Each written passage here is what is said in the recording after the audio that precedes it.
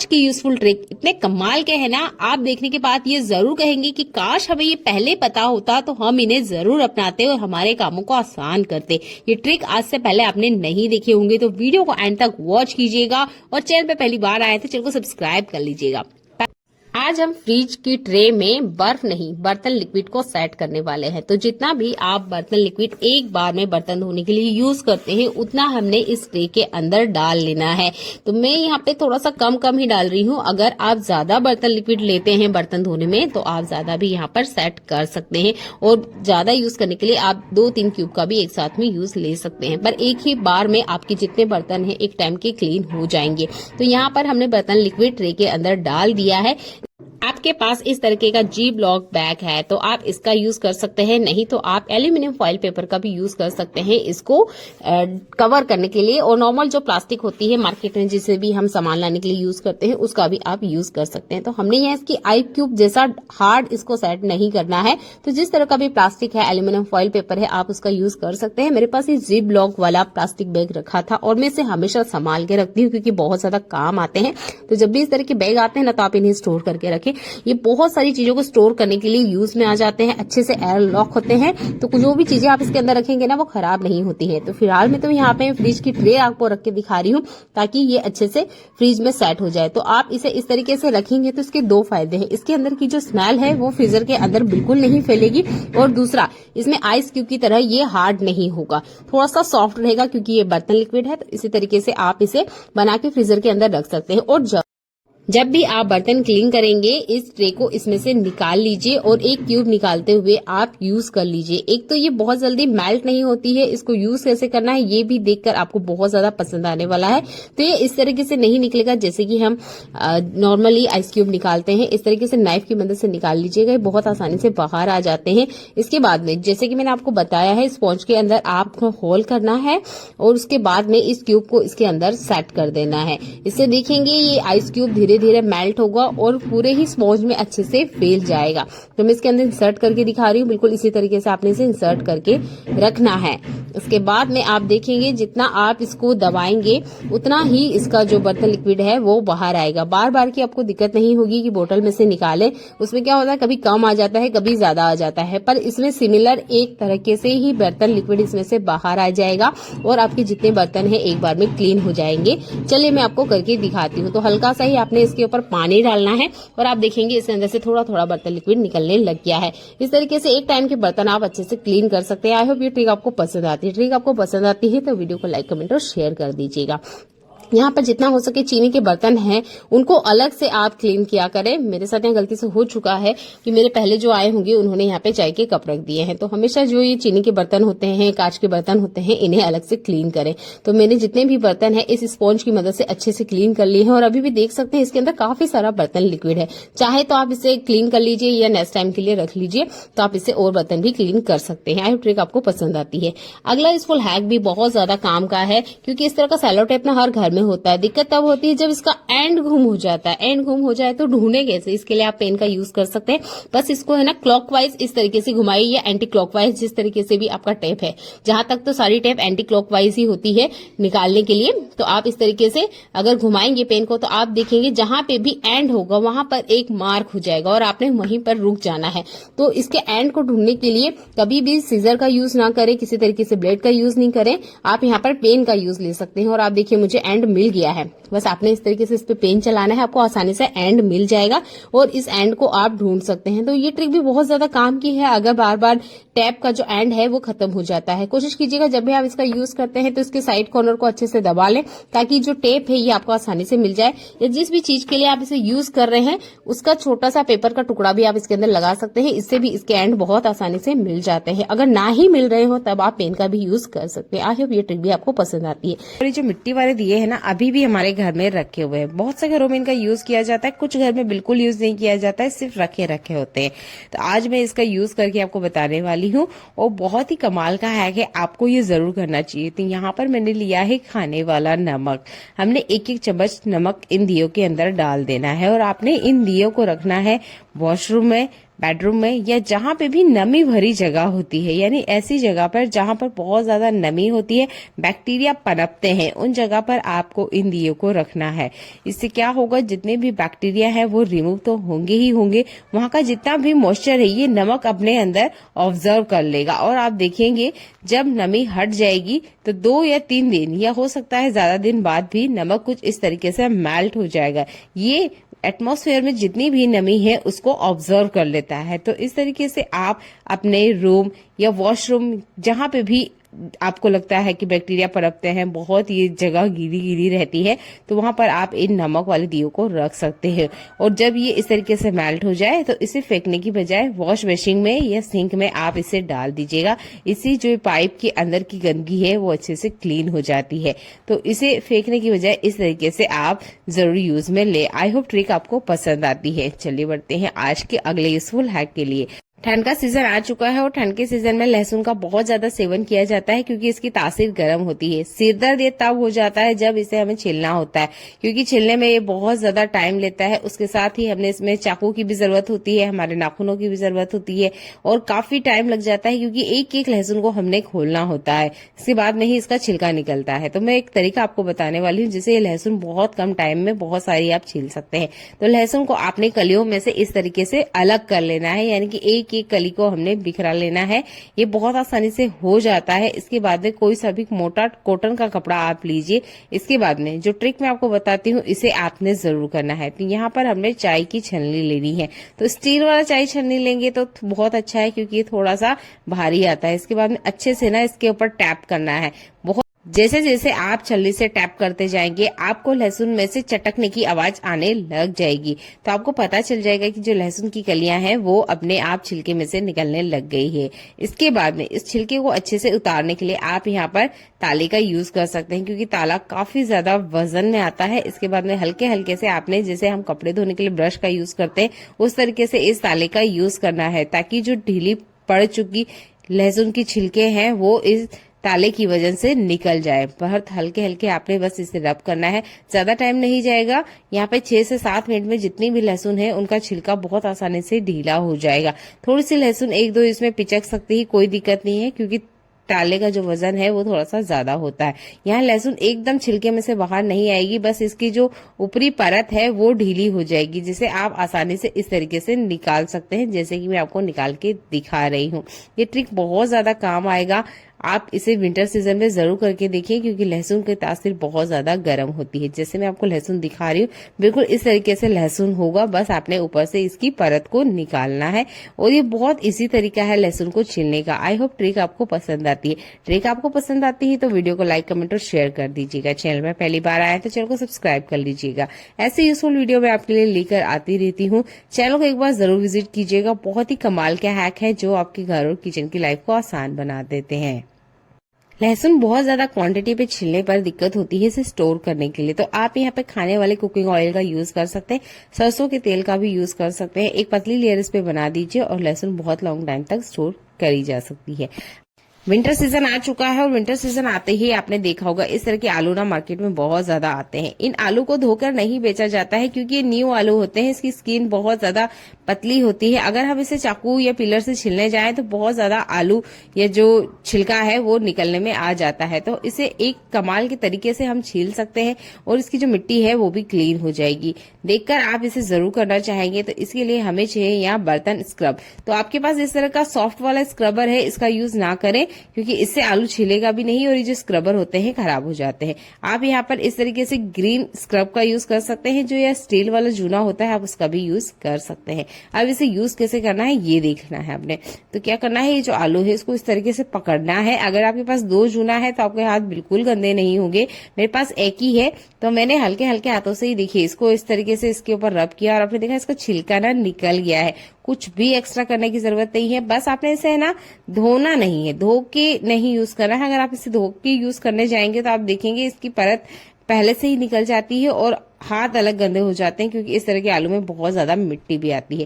तो इस तरीके से आप इस ग्रीन स्क्रब का यूज करते हुए आलू का छिलका उतार सकते हैं, जिससे कि मैंने आपको करके दिखाया ही है।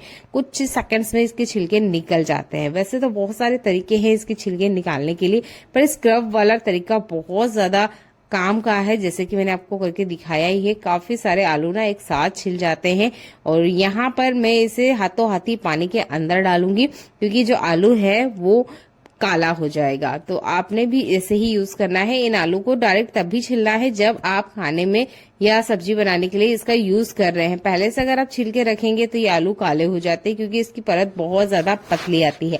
तो देख सकते हैं आपने, मैंने काफी सारे छील के आपको आलू दिखाए हैं। तो आप इस स्क्रबर वाले ट्रिक का यूज करते हुए इन आलू को छिल सकते हैं।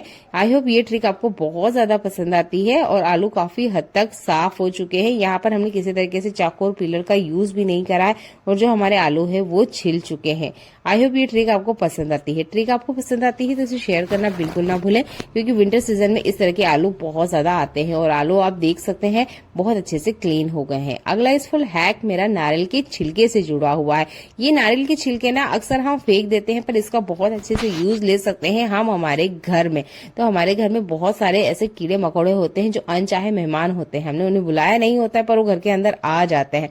तो इसके लिए हमें करना क्या है कि जो लहसुन के छिलके हैं, उन छिलकों और नारियल के छिलकों दोनों को हमने इकट्ठा कर लेना है, जो कि हम वेस्ट में फेंकने ही वाले हैं। और इसमें ना थोड़ा सा कपूर ऐड करना है ताकि ये अच्छे से जलने लग जाए। तो कपूर घर की जितनी नेगेटिविटी है उसको हटाने में काम करता है। लहसुन और नारियल के छिलके की जो स्मेल है वो घर में मक्खी और मच्छर को बिल्कुल एंट्री नहीं करने देती है। तो जब भी इस तरीके से छिलका आपके पास है, क्योंकि ये छिलके सूखे होते हैं तो बहुत अच्छे से जल जाते हैं, तो आप इन्हें जला के जरूर यूज करें। आप इसे पूरे घर में घुमा सकते हैं, नहीं तो आप इसे वॉशरूम में भी रख सकते हैं जहां से बहुत ज्यादा बैड स्मेल आती है। तो इस तरीके से आप इन छिलकों का यूज ले सकते हैं।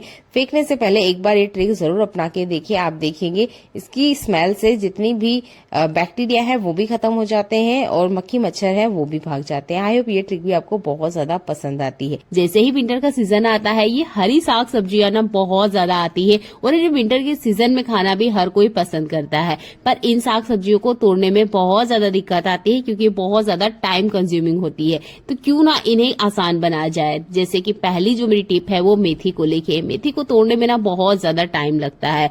जैसे कि मैं आपको दिखा रही हूँ, इस तरह के बड़े डंठल में ये मेथियां आती है। पहले जमाने में बहुत सारे फैमिली मेंबर घर में रहते थे, दादी नानी काकी बुआ चाची सब साथ में होते थे। तो बैठे बैठे वो 10 मिनट में किलो किलो सब्जियां तोड़ लेते थे, पता तक नहीं चलता था बातों बातों में। पर आजकल फैमिली छोटी हो चुकी है, तो तब हमें ऐसे शॉर्ट तरीके जरूर पता होने चाहिए कि हम भी किलो किलो सब्जियां तोड़ ले, वो भी मिनटों में। तो ये जो तरीका है बिल्कुल वैसा ही है। बस आपने इस तरीके का झारा लेना है, डंठल समेत आपने मेथी को अटका देना है और खींचना है। आप देखेंगे मेथी आराम से टूट जाएगी, क्योंकि मेथी में हम पत्तियों का ही यूज करते हैं, डंठल का यूज नहीं किया जाता है। तो इससे डंठल बहुत आसान तरीके से बाहर आ जाता है। अच्छा, आप इसे ध्यान से देखेंगे तो इसमें काफी सारे ना होल है। तो इसमें आप एक साथ काफी सारी मेथी को अटका दीजिए। उसके बाद में इस तरीके से आप खींचेंगे ना तो काफी सारी मेथी एक साथ ही टूट जाएगी। ज्यादा टाइम आपको बिल्कुल नहीं लगने वाला है। अगर आपके पास झारा नहीं है या आप झारा यूज नहीं करना चाहते हैं तो आप ग्रेटर का भी यूज कर सकते हैं, क्योंकि ग्रेटर में काफी अच्छी धार होती है, जिससे मेथी को खींचने में आपको बिल्कुल ज्यादा टाइम नहीं लगेगा और बहुत कम टाइम में ये आराम से टूट भी जाएगी। तो इस तरीके को ना आप जरूर अपना के देखिए। अगर आप बिगनर हैं तो ये ट्रिक आपको बहुत ज्यादा पसंद आएगी। मैंने काफी सारी मेथी को इसमें अटका दिया है और सिर्फ खींचा है और आप देख सकते हैं जो इतनी पत्तियां है ना वो आ चुकी है, डंठल अलग हो चुके हैं। बहुत ही कमाल का हैक है। विंटर सीजन में ये हर किसी को पसंद भी आता है। अगर आपको अच्छा लगता है तो वीडियो को लाइक कर दीजिएगा, पसंद आता है तो शेयर भी कर दीजिएगा। चलिए बढ़ते हैं अगले यूजफुल हैक के लिए। जब भी हम दूध या कुछ भी ऐसी चीजें बॉईल करते हैं तो आपने देखा होगा उसमें बहुत ज्यादा ना गर्माहट होती है। जैसे कि अभी मैंने यहाँ पे दूध बॉईल किया है, अभी ये बहुत ज्यादा गर्म है क्योंकि जस्ट अभी मैंने गैस बंद किया है। तो आप इस गर्म दूध की भाप का यूज कर सकते हैं भाजी तरकारी या बची हुई रोटी चावल को गर्म करने के लिए। तो इस तरीके से जब भी आप इसे ठंडा होने के लिए छोड़ रहे हैं, ये गर्म है, तो इस तरीके से यूज आप ले सकते हैं। तो आप जो बर्तन ले वो बस प्लास्टिक का ना ले, इस तरीके के स्टील वाले या एल्यूमिनियम या कांच के आप बर्तन ले। इससे जितनी सब्जियां हैं, तरकारी है, जो भी आपने गर्म करना है आसानी से गर्म हो जाएगी और एक्स्ट्रा आपको गैस बिल्कुल नहीं चलानी होगी। आई होप ये ट्रिक भी आपको पसंद आती है। अगला यूजफुल हैक मेरा चूड़ियों से जुड़ा हुआ है। आज हमें ना चूड़ी की मदद से साग सब्जी को काटने वाले हैं। तो जिस तरह की हमें चूड़ी चाहिए वो नग वाली नहीं होनी चाहिए, ना ही लाख वाली होनी चाहिए। मतलब हमने इस तरह की चूड़ियां यूज नहीं करनी है, हमें यूज करनी है मेटल की चूड़ियां। इस पे भी किसी तरह का स्पार्कल नहीं होना चाहिए, ना ही किसी तरह के नग होने होने चाहिए, क्योंकि हम इससे सब्जी कटिंग करने वाले हैं। अगर कुछ भी सब्जियों में जाता है तो वो हमारे खाने में भी जाएगा। तो आप मेटल की चूड़ी लीजिए, अच्छे से इसे कट कर लीजिए, बहुत आसानी से ये हो भी जाता है। इस ऑर्गेनाइजर का बनाने का ये फायदा है कि आप इसे बहुत टाइम तक यूज कर सकते हैं। जैसे कि हम मार्केट से इस तरह की तरकारी वाली सब्जी लेकर आते हैं जो कि हरी साग सब्जी है, तो ये है ना बंडल में आती है और हमें घर लाके इसे धोना होता है, तो जो रबड़ इसमें लगे होते हैं वो धोते समय टूट जाते हैं। तो आप इस चूड़ी को जरूर यूज करें, इससे वापस उसी तरीके से आप बंडल बना सकते हैं जैसे कि मार्केट से ये आता है। हरी सब्जी है तो इसे हमें 2 से 3 बार पानी से अच्छे हाथों से धोना पड़ता है। तो इसे आप इस तरीके से चूड़ी की मदद से वापस वैसा ही बांध सकते हैं जैसे कि हमें ये दुकानों में मिलता है।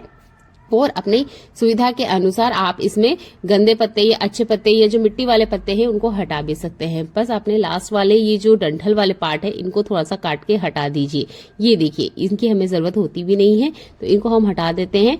और चूड़ी की मदद से ये बहुत अच्छे से टाइटली हो जाता है, अच्छे से इसमें कट लगा हुआ है। तो आप इसमें ज्यादा सब्जियां भी ले सकते हैं, कम सब्जियां भी ले सकते हैं और बहुत आसान तरीके से आपकी सब्जियां है ना सिमिलर साइज की कटेगी, बिल्कुल छोटी बड़ी नहीं कटेगी। जैसे कि मैं आपको काट के दिखा ही रही हूँ।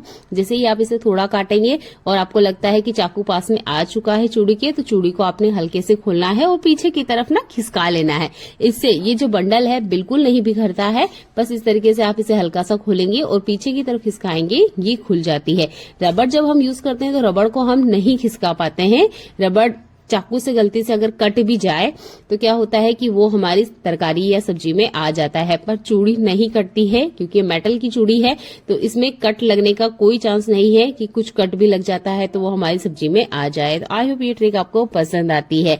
यहाँ पर किसी तरह के कपड़े का यूज कभी ना करें क्योंकि कपड़े गंदे होते हैं। इस तरीके से मेटल की चूड़ी का यूज करते हुए आप काफी सारी सब्जी की कटिंग कर सकते हैं। अलमीरा कितनी ही बड़ी क्यों ना हो, उसमें कपड़े रखने की जगह कम पड़ ही जाती है। तो आज मैं बेकार पड़ी हुई कंघी से कपड़े अरेंज करना आपको बताऊंगी। तो यहाँ पर आप जो देख सकते हैं वो एक कॉन्ग है जो कि खराब हो चुका है, इसके जो विसल्स हैं वो खराब हो चुके हैं। अब इस कॉन्ग का यूज तो आना नहीं है, तो इस तरह के जो कॉन्ग होते हैं इनका ही हमने यूज करना है। तो मेरे पास इसी तरह के कॉन्ग रखे हुए हैं जो काफी टाइम से मैं यूज कर रही हूँ और अभी खराब हो चुके हैं। तो आपके पास भी इस तरह के कॉन्गे हैं तो आप उनका यूज ले सकते हैं। यहाँ पर हमने एक डोरी लेना है। डोरी ऐसी लीजिएगा जो मजबूत हो, थोड़ा सा वजन ले सके, क्योंकि हम इसे कपड़े रखने के लिए बना रहे हैं। तो रस्सी जो हमने ली है या जो भी धागा ले रहे हैं वो थोड़ा सा मजबूत ही लीजिएगा। और यहाँ पर 1-1 फीट की गैप में हमने यहाँ पर ये जो कॉन्ग है इनको अटकाना है। अटकाना कैसे है चलिए ये देख लेते हैं। तो इसके 2 मुंह वाले हिस्सों को हमने एक नोट लगा देना है और 1 फीट की हमने यहाँ पर गैप लगाना है। जैसे कि मैं आपको हाथों से दिखा रही हूँ, बिल्कुल इस तरीके से गैप कीजिएगा। इसके बाद में यहाँ पर हम 2 नॉट लगाएंगे। तो यहाँ पर मैं कॉन्ग को आपको लगा के दिखा रही हूँ। सिमिलर इसी तरीके से आप 4-5 जितने चाहे उतने कंघे इसमें अटका सकते हैं। अगर आप कॉन्ग का यूज नहीं करना चाहते हैं तो आप यहाँ पर घर में रखी हुई स्टिक का भी यूज कर सकते हैं। बस आपने इन नोट्स के अंदर अटकाना है।